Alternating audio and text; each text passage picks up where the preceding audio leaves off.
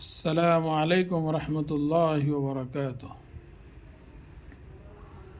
جواہر اردو، اس میں سے کل آپ لوگوں نے لفظوں کے معنی اور زبانی سوالات سماعت فرمایا۔ آج جو ہے تحریری سوالات یعنی لکھنے والے، پھر بھی ہم پڑھ کر سنائیں گے۔ شیر ہر روز کیا کرتا تھا؟ سوال یا نشان۔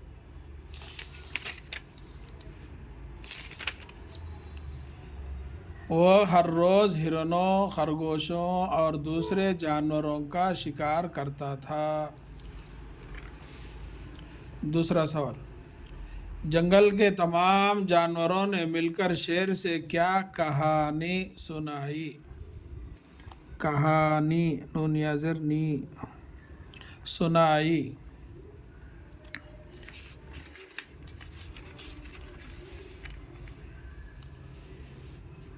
سارے جانور پریشان تھے۔ ایک دن اس جنگل میں تمام جانور اکٹھے ہو کر شیر کے پاس گئے اور بولے، سرکار، اس طرح روز روز کئی جانوروں کو مارنے سے آپ کو کیا ملتا ہے؟ آپ کا پیٹ تو ایک جانور سے ہی بھر جاتا ہے۔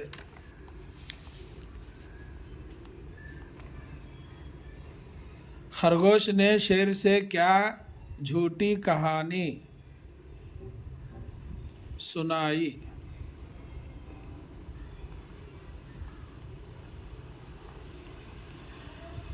خرگوش نے شیر کو کیا جھوٹی کہانی سنائی؟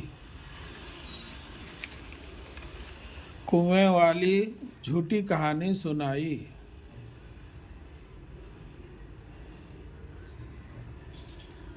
اس کو اپنے سے جو ہے بنا کے لکھنا پڑتا۔ شیر نے کنویں میں کیوں چھلانگ لگائی؟ چوتھا سوال، شیر نے کنویں میں کیوں چھلانگ لگائی؟ کنویں کے پانی میں اپنی پرچھائی دیکھ کر بیوقوف شیر دھاڑنے لگا۔ اس کی آواز بڑے زور سے کنویں میں گونجی۔ وہ سمجھا یہ قلعے والے شیر کی دھاڑ ہے اور آپے سے باہر ہو کر کنویں میں کود پڑا۔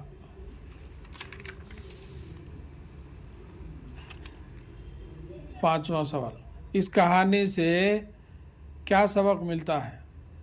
اس کہانی سے کیا سبق ملتا ہے؟ بچوں، اس کہانی سے ہمیں یہ سبق ملتا ہے کہ عقل اور ہمت سے کام لے کر طاقتور کا بھی مقابلہ کیا جا سکتا ہے۔